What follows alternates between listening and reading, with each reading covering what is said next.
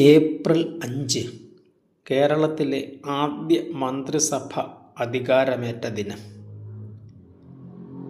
ചരിത്ര റെക്കോർഡ് സൃഷ്ടിച്ചുകൊണ്ട് അധികാരത്തിൽ വരികയും കേരളത്തിൽ നിർണായകമായ പല പരിവർത്തനങ്ങളും സൃഷ്ടിക്കുകയും ചെയ്ത EMS നമ്പൂതിരിപ്പാടിൻ്റെ നേതൃത്വത്തിലുള്ള ആദ്യ കേരള മന്ത്രിസഭ അധികാരമേറ്റത് 1957 ഏപ്രിൽ 5-നാണ്. 1956 നവംബർ 1 കേരളം രൂപം കൊണ്ട ശേഷം 1957 ഫെബ്രുവരി 28 മുതൽ മാർച്ച് 11 വരെ 6 ഘട്ടങ്ങളായിട്ടാണ് ആദ്യ പൊതു തെരഞ്ഞെടുപ്പ് നടന്നത്. മാർച്ച് 22-നാണ് ഫലപ്രഖ്യാപനം പൂർത്തിയായത്. ആകെയുള്ള 120 സീറ്റിൽ 60 സീറ്റ് നേടി കമ്മ്യൂണിസ്റ്റ് പാർട്ടി ഒന്നാം സ്ഥാനത്തെത്തി. 5 സ്വതന്ത്രരുടെ പിന്തുണ കൂടി നേടി ഭൂരിപക്ഷം ഉറപ്പാക്കി. തികച്ചും ജനാധിപത്യ പ്രക്രിയയിലൂടെയും ബാലറ്റിലൂടെയും അധികാരത്തിൽ വന്ന ലോകത്തിലെ തന്നെ ആദ്യ കമ്മ്യൂണിസ്റ്റ് മന്ത്രിസഭയായിരുന്നു അത്.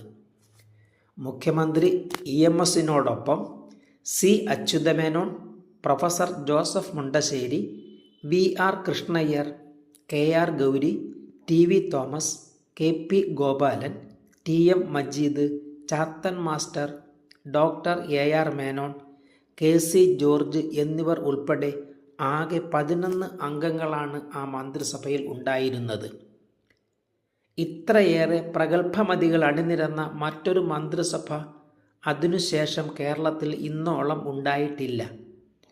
നവോത്ഥാനം തുടക്കമിട്ട ഒട്ടേറെ പരിവർത്തന പ്രവർത്തനങ്ങൾക്ക് EMS മന്ത്രിസഭ സാക്ഷാത്കാരം നൽകി. കുടിയൊഴിപ്പിക്കൽ നിരോധനവും ഭൂപരിഷ്കരണവും കാർഷിക ബില്ലും വിദ്യാഭ്യാസ ബില്ലും ഉൾപ്പെടെ കേരളത്തിൻ്റെ മുഖച്ഛായ മാറ്റിയ നിരവധി ഭരണ പരിഷ്കാരങ്ങൾ ആ ഗവൺമെൻറ്റിൻ്റെ കാലത്ത് നടപ്പിലാക്കി.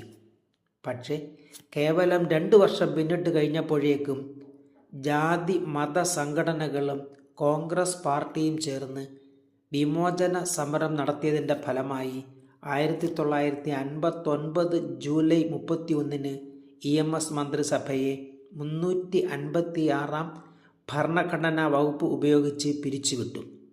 ഈ വകുപ്പ് ഉപയോഗിച്ച് പിരിച്ചുവിടപ്പെട്ട ഇന്ത്യയിലെ ആദ്യത്തെ സംസ്ഥാന സർക്കാരാണ് കേരളത്തിലെ EMS മന്ത്രിസഭ.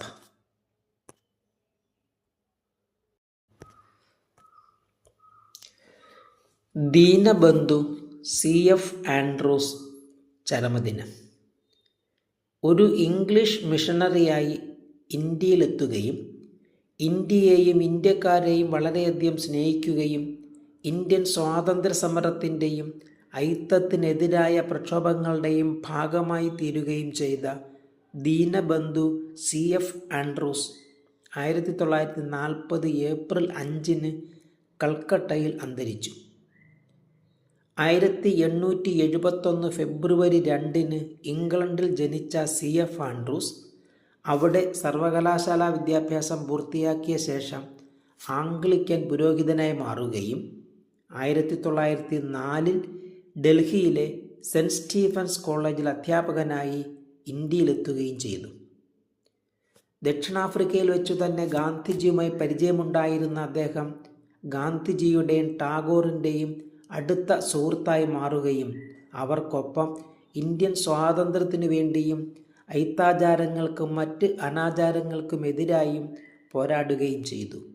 ഗാന്ധിജിയാണ് അദ്ദേഹത്തിന് ദീനബന്ധു എന്ന വിശേഷണം നൽകിയത്.